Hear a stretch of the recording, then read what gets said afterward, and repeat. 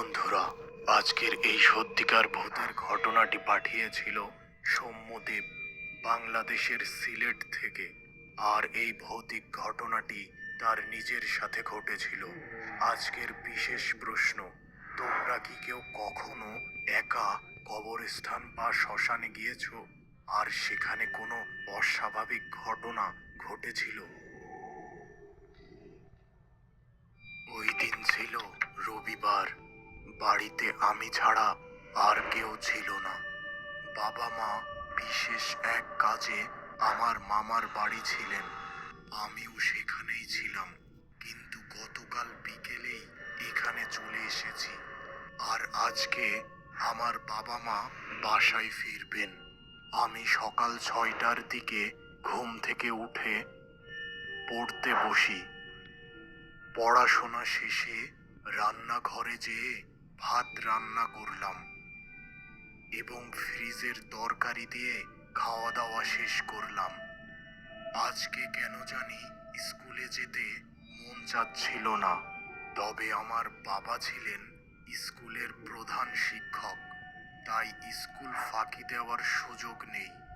অনিচ্ছা সত্ত্বেও এবার আমার নিজের সাইকেল নিয়ে স্কুলের দিকে রওনা হলাম।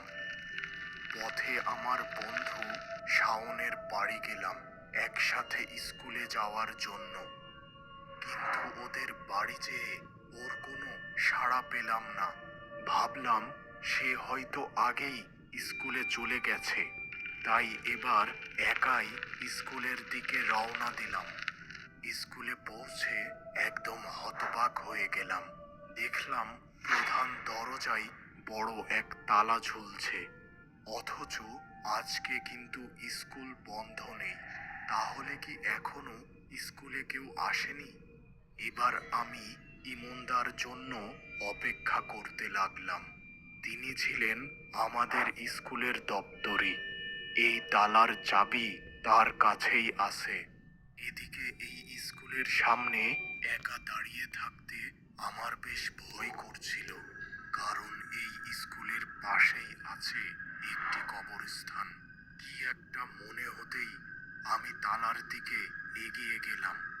আর এমন সময় হঠাৎ এক দমকা হাওয়ায় তালাটি খুলে গেল। আর সেই সাথে মনে হলো কেউ আমার পিছন দিয়ে হেঁটে গেল। দ্রুত পিছনে তাকিয়ে কিন্তু কাউকেই দেখতে পেলাম না। কিছু সময়ের মধ্যেই ইমনদা এসে উপস্থিত হলো। তাকে দেখে আমি জিজ্ঞাসা করলাম, কি ইমনদা, গেটে কিভাবে তালা লাগিয়েছিলে? একটু বাতাস হতেই খুলে গেল। ইমনদা কিন্তু কোনো জবাব দিল না। সে সোজা স্কুলের ভেতর প্রবেশ করলো। আমি খুব অবাক হলাম। এবার আমি আমার শ্রেণীকক্ষের উদ্দেশ্যে রওনা দিলাম। অনেক সময় ধরে একা শ্রেণীকক্ষে বসে থাকলাম, কিন্তু কেউ আসলো না। এবার আমি আমাদের স্কুলের বাগানে গেলাম এবং সেখানে দেখলাম ইমনদা মাটি খোঁড়াখুড়ি করছেন। আমি তার কাছে যেয়ে জিজ্ঞাসা করলাম, কি হলো, এখনো কেউ স্কুলে আসছে না কেন?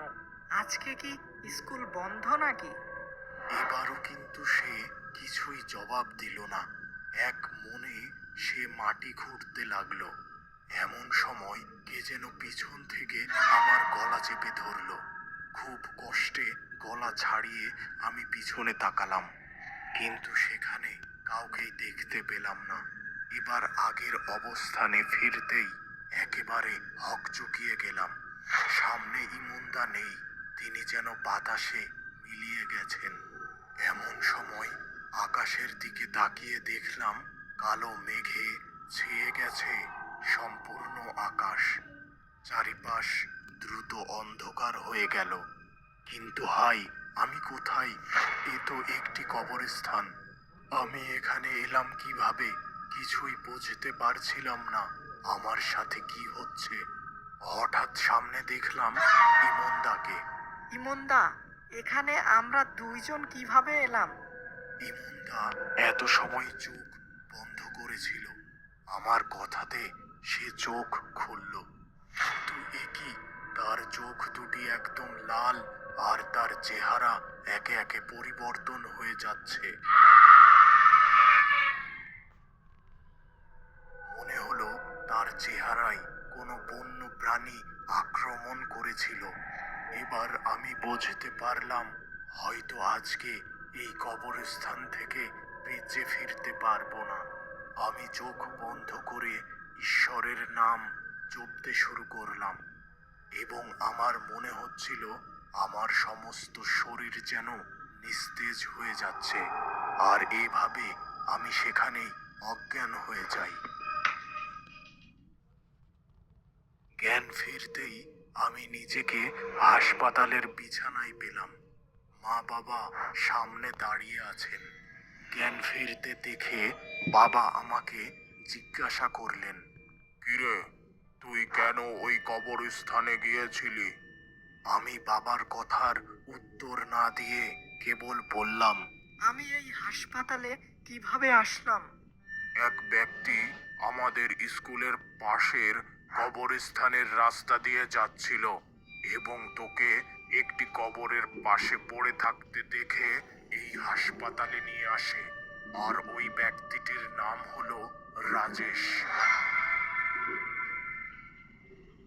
কিছুটা সুস্থ হলে হাসপাতাল থেকে আমি বাড়ি চলে আসি। আর ওই দিনের পর থেকে আমি এই ঘটনাটি আর কাউকে জানাইনি। তবে ওই কবরস্থানের কথা মনে হলে এখনো আমি মাঝে মাঝে অজ্ঞান হয়ে যাই।